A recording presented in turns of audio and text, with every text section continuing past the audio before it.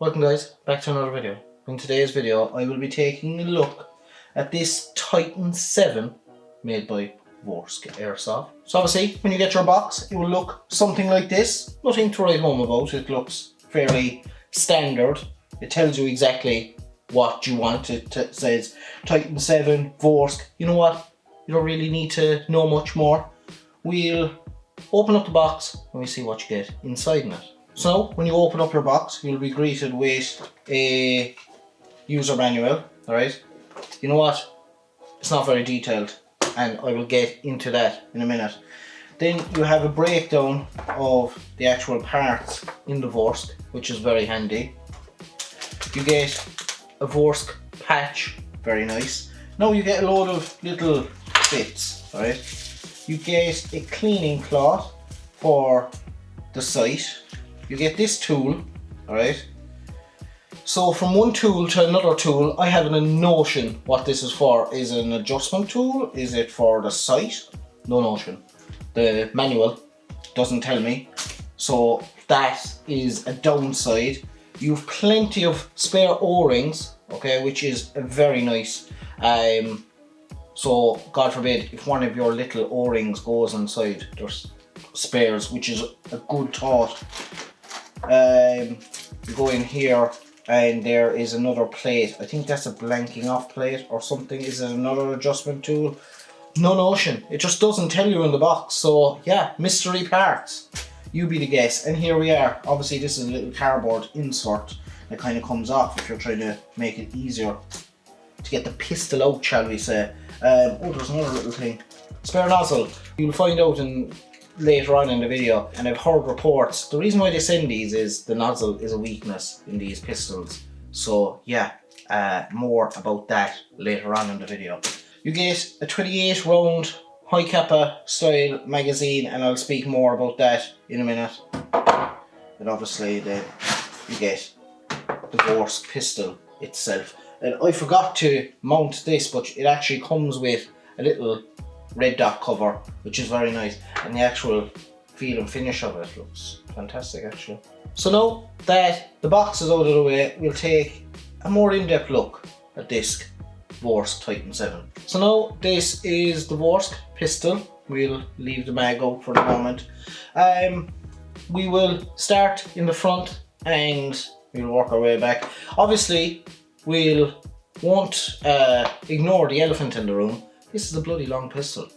Like, you know, it's 9 inches long, so I don't know how many of you have held something that's 9 inches long in your hand, but it's fairly big. We'll start up in the front, work our way back, right? The main construction, apparently this is made of high quality polymer and aluminium alloy, alright? But they like to call it HIPS apparently. High, whatever.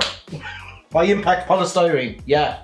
Thanks notes. Yeah, this is made of high impact polystyrene HIPS or something, that's the acronym, and aluminium alloy. Up front is a 14mm counterclockwise thread adapter, okay? And this actually will accept any of your barrel accessories, shall we say. It will accept Vorsk agency silencers, the ones that look like Hitman, which is very nice. Imagine that on a 9-inch pistol, ridiculous. If I can get the bloody flash hider on, come on, like it's meant to be counterclockwise. Come on buddy, we can do this. Here we are now. This is a problem, right? So when you're trying to get the flash hider on, the actual outer barrel starts turning because reasons. Just anyway, bear with me because I'm having a good time. That's turning and that's turning. It turns in all directions. Anyway, moving back, that's aluminium alloy. Moving back, the front kind of flash hider section or compensator, shall we say, is aluminium alloy, okay? And underneath, it will accept all your riz rail accessories. It's 20mm riz, it's not 22mm riz. Up front is kind of like a clone tritium front sight, and obviously you have a clone tritium rear sight as well. Apparently these are adjustable, but to be honest with you, I can't see no bloody adjustments. But anyway, the outer barrel is aluminium alloy. It is fluted, looks very nice. The sight mount is aluminium alloy, and the actual sight is made out of aluminium alloy, I'm assuming. And the buttons and the fit and finish, even the adjustments on this are very nice, very lovely finish. Haven't actually adjusted it to see how well the adjustments for the sight work, but the actual reticle of the sight, you can increase it up many different levels of brightness. It's a red dot, obviously, and if you want to turn it up or turn it on, you press the plus, and if you want to turn it off, you press it all the way down on the minus. The sight actually can be positioned up and down the rail. There's actually screw holes here, so you have a range of movement for this sight, which is a bonus. Moving back, it is a split frame design, just in case you haven't seen, okay, which allows this to be ridiculously snappy. The rear section of the slide also is aluminium alloy. The outer casing there, bolt shall we say, is also aluminium alloy. Moving back, various internal parts apparently are aluminium alloy, I assume, like hammer and all that. So it has an extended bolt release on it, which is very nice, although I have small hands, so you know what, it needs to be extended a bit more for me. It has an ambi safety. It also has a beaver tail at the back, which is, I assume, polymer. Doesn't feel aluminium. The frame of the actual pistol is also aluminium alloy. The trigger is polymer, but I barely have to. It is a very responsive trigger, thank God. The magazine release is metal, and obviously, thankfully, it works. Pistol grip is customized texture pistol grip for the high Cappa. Apparently allows you to grip it in wet conditions. Do you know what? It's not really aggressive, is fairly smooth, so I don't know how effective it would be in wet conditions, but look, it certainly looks the part. On the pistol grip, actually, here it has the Vorsk trademark, the logo on it, which is very nice. It actually is a nice logo, to be fair. Now, is that something you want to get rid of? That's up to yourself.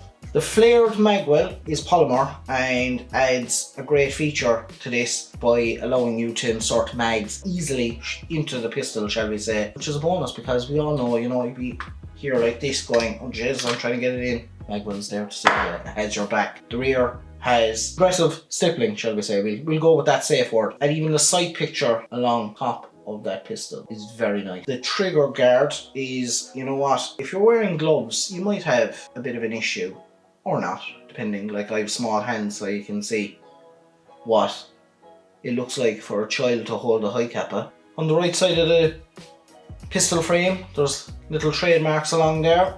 Up top here actually has 45 ACP, which is very nice.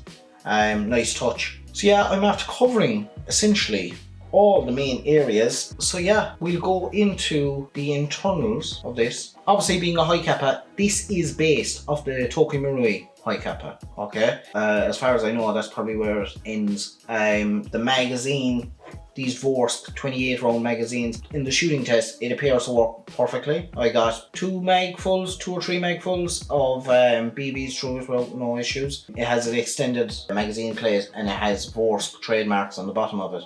Now, these obviously accept the Vorsk pistol mags, no problem. It does accept other high Cappa mags like WE, TM and all that, but apparently the issue is they're extremely tight to get out, as in like you have to literally rinse them out. So they're saying if you are using TM ones or aftermarket high Cappa mags, you actually have to file out the inside of the magwell. If that's something you're into, yeah, and you have the confidence, no problem. I know Marui mags work flawlessly, maybe better than these mags. I don't know, I haven't tested. Now, into the internals. There is a 603mm barrel, inner barrel in this. Now, I have no notion of what length, because trying to get info for this thing is ridiculous. It is shooting under a joule, I have been told. You can imagine the length of the inner barrel is coming from about here all the way to here. So it is a longer inner barrel, which allows great accuracy in theory, which is very nice. It also has an adjustable hop-up. Don't even get me started on adjusting the hop-up, right? Basically, if you want to take this slide off, you pull out this, which is great, and it slides off. But how is it meant to slide off when it has the whole front going on here, you know? So you have to take off the sight, first of all. Then you have to go under here and remove screws, okay, to slide off this front compensator part. I've been told just remove these 3. This whole compensator part comes off, and then you're able to take off the slide. And then, and only then, can you adjust the hop-up, which is a bit of a pain, to be honest with you. But once it's set, I assume you wouldn't want to be setting it again. I haven't adjusted this, which you will see in the shooting test. There's a reinforced nozzle in this. Now you get a spare one, because that is a known issue with them. just bear in mind. But I assume it's compatible with any 5.1 high Kappa loading nozzles, and it also has a strong recoil spring. So yeah guys, the extended slide release is aluminium, safety is aluminium, hammer is aluminium, and other bits and bobs internally are aluminium. I think there's a brass barrel inside this. All the bits that you want to be good are metal, and they also have a few internal polymer parts as you would expect. But yeah, that is basically it. Now that we have gone over the externals and a bit of the internals of this Vorsk Titan 7 high Kappa 5.1, we'll pop down range and we see how it fires. Now we're down range. I've set up a target 65 feet away. I'm using ASG green gas with G&G 0.25 gram bio BBs.